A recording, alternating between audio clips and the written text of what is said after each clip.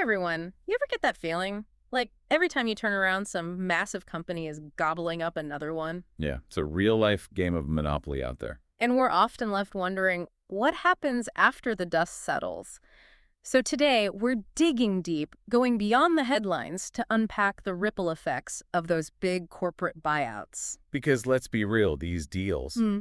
they don't just impact some abstract bottom line. Nope. They can completely change the brands we welcome into our lives, the products we use every single day, you name it. Even the livelihoods of the people making it all happen, which is something a lot of people don't consider. So we've got a mountain of fascinating sources here, articles on specific buyouts, analyses of consumer trends, all that good stuff. To uncover the hidden costs and what it all really means for us as consumers, Uh-huh. it's going to be good. And to kick things off, how about some vinegar? Vinegar? Specifically, that good old Bragg Apple Cider Vinegar that's become a pantry staple. Ah, Bragg. Interesting you mentioned them. They built a whole reputation on quality, purity even, with their apple cider vinegar. People swear by it. For health benefits, for its distinct flavor, the works.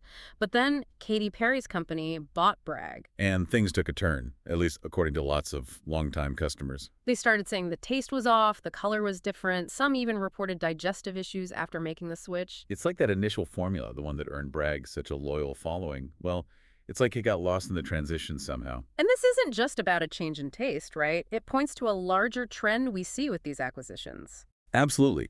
When a big company steps in, they usually look to optimize, streamline, and boost those profit margins. Yeah. So what do? They might tweak ingredients, change where they're sourcing stuff from, even adjust the entire production process. And while that might look great on a spreadsheet, It can mean sacrificing the very qualities that made the brand special in the first place. exactly.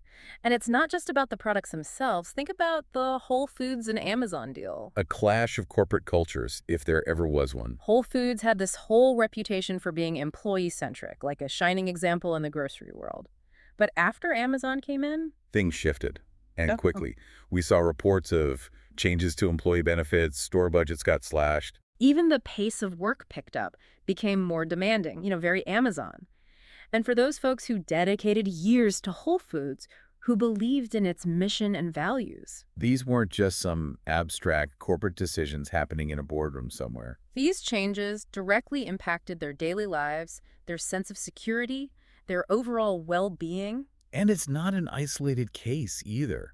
Remember what went down when Kraft bought Cadbury, Oh, that was a tough one. especially for Cadbury's long-term employees. Kraft, they made all sorts of promises, protecting pensions, keeping jobs in place. But we saw what happened. Once the ink dried on the deal, those promises, they kind of faded out. And it really makes you think. It really makes you wonder, are these big companies just playing a different game, one where the rules are, well, a little more flexible? It's like they're playing chess while everyone else is playing checkers. Right. And it can feel impossible to keep up, let alone make informed choices as consumers. Especially when it comes to knowing who actually owns our favorite brands.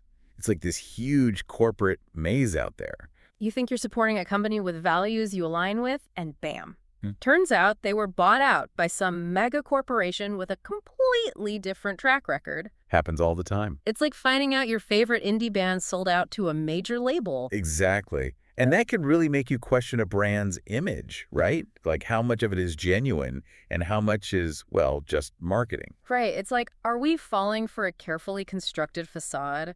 And how can we even begin to see through it? I mean, it's not like we can just call up corporate headquarters and demand a family tree. It can definitely feel overwhelming, yeah. Yeah. But here's the thing. It doesn't have to be a complete mystery. Oh, don't leave me hanging. Tell me there's hope. There's hope. We came across some pretty amazing tools in our research.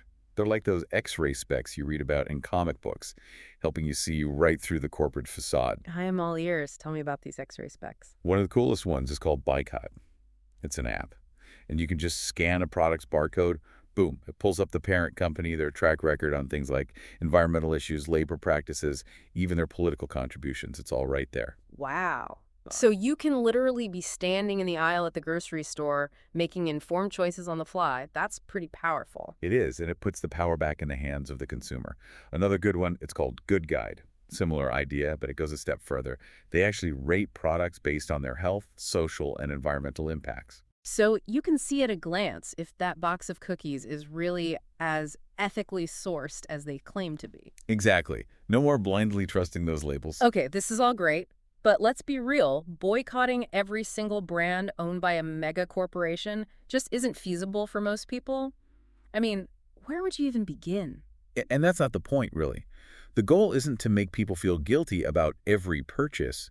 It's about empowerment, not judgment. So it's about progress, not perfection. Right. Taking small steps. Exactly.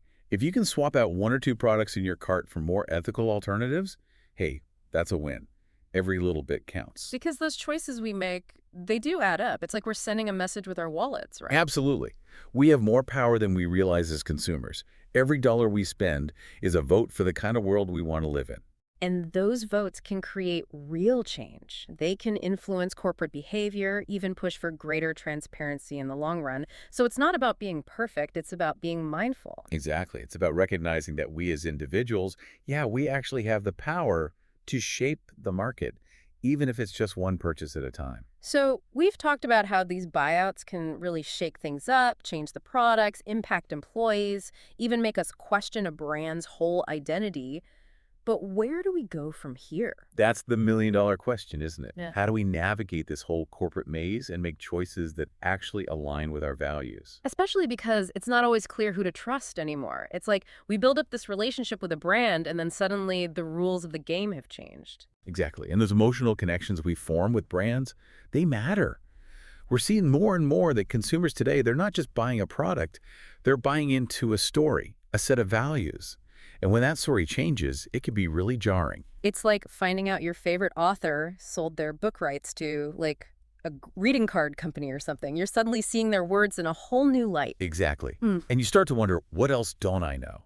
What goes on behind those closed boardroom doors that never makes it into the marketing materials? Okay, so we've uncovered all these complexities, these hidden costs, these ethical dilemmas. It can feel kind of overwhelming, honestly.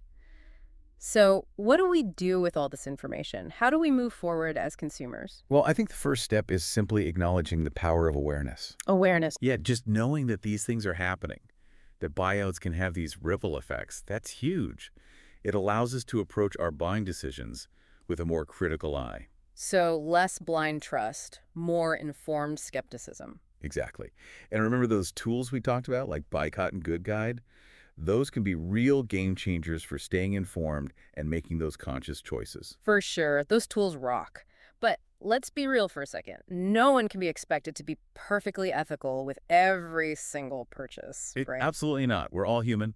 Life gets busy. Sometimes you just need a gallon of milk, and you don't have time to research the entire history of the dairy industry. Exactly. So it's not about aiming for perfection. It's about those small steps, right? Exactly. If you can swap out 1 or 2 products for more ethical alternatives, hey, that's a win. Every little bit makes a difference. Because those choices, even the small ones, they really do add up. Like we were saying before, it's about sending a message with our wallets. It's about supporting the kind of world we want to live in.